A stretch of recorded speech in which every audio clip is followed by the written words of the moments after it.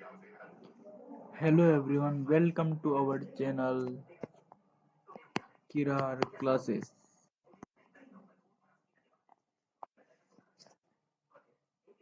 आज का पहला चैप्टर है क्या, कब और कहाँ, कैसे। कैसे पता लगाए।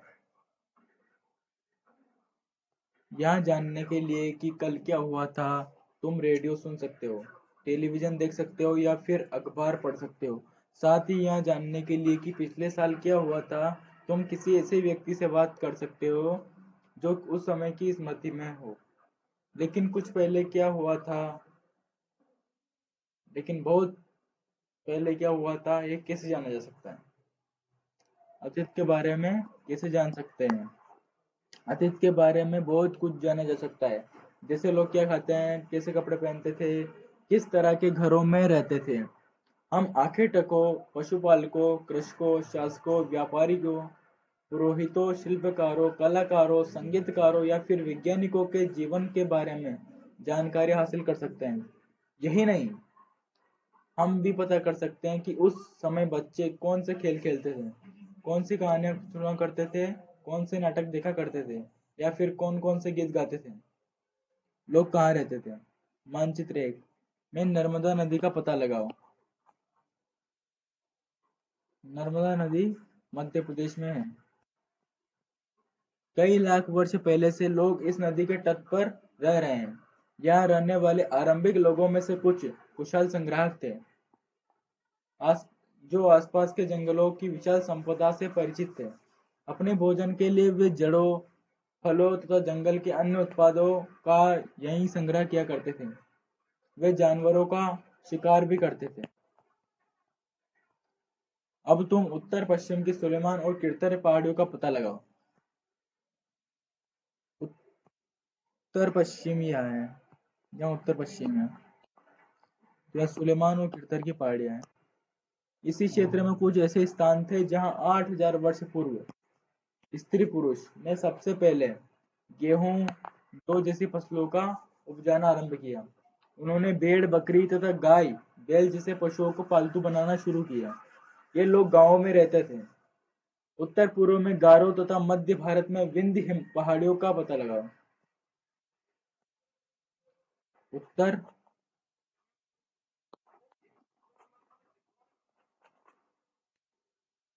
उत्तर पूर्व में गारो गारो पहाड़ियां तथा मध्य भारत में विंध्य पहाड़ियों का पता लगाओ। तो मध्य भारत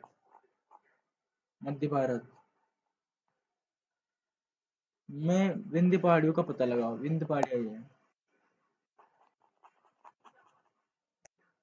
यह है विंध्य पहाड़ियां। ये कुछ अन्य ऐसे क्षेत्र थे जहां कृषि का विकास हुआ, जहां सबसे पहले चावल उपजाया गया। वे स्थान विंध्य के उत्तर में स्थित थे।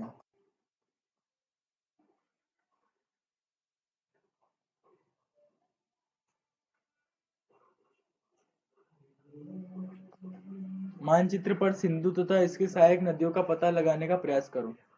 सहायक नदियां उन्हें कहते हैं जो एक बड़ी नदी में मिल जाती है। सहायक नदियां उन्हें कहते हैं जो एक बड़ी नदी में मिल जाती है। जो बड़ी नदी मिल जाती है।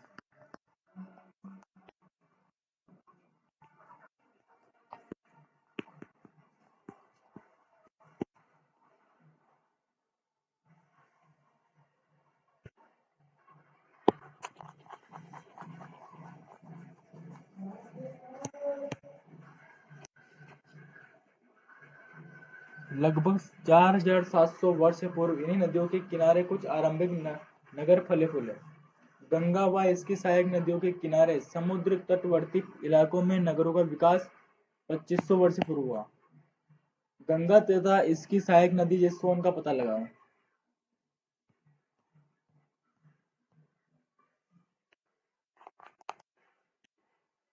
गंगा नदी गंगा नदी और इसकी सहायक नदी है सोन नदी।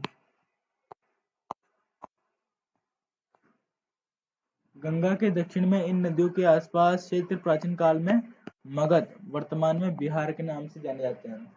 इसके शासक बहुत शक्तिशाली थे और उन्होंने एक विशाल राज्य स्थापित किया था। देश के अन्य हिस्सों में भी ऐसे राज्यों की स्थापना की गई थी। लोगों ने सदैव उपमहाद्वीप के एक हिस्से से दूसरे हिस्से तक यात्रा की। कभी कभी हिमालय जैसे ऊंचे पर्वतों, पहाड़ियों, रेगिस्तान, नदियों तथा समुद्रों के कारण यात्रा जोखिम भरी थी। फिर भी ये यात्रा उनके लिए संभव नहीं थी। अतः सभी लोग आम की तलाश में तो कभी प्राकृतिक आपदाओं के कारण, कभी काम की तलाश में तथा कभी प्राकृतिक आपदाओं के कारण एक स्थान से दूसरे स्थान तक जाया करते थे। कभी कभी सेनाएं एक दूसरे क्षेत्रों पर विजय हासिल करने के लिए जाती थी। इसके लिए इसके अतिरिक्त व्यापारी कभी काफिले में तो कभी जहाजों में अपने साथ मूल्यवान वस्तुएं लेकर एक स्थान से दूसरे स्थान जाया करते थे। धार्मिक गुरु लोगों को शिक्षा और सलाह देते हुए एक गांव से दूसरे गांव तथा एक कस्बे से दूसरे कस्बे जाया करते थे। कुछ लोग नए और रोचक स्थानों को खोजने की चाह में उत्सुकतावश भी यात्रा किया करते थे। इन सभी यात्राओं से लोगों को एक दूसरे के विचारों को जानने का अवसर मिला।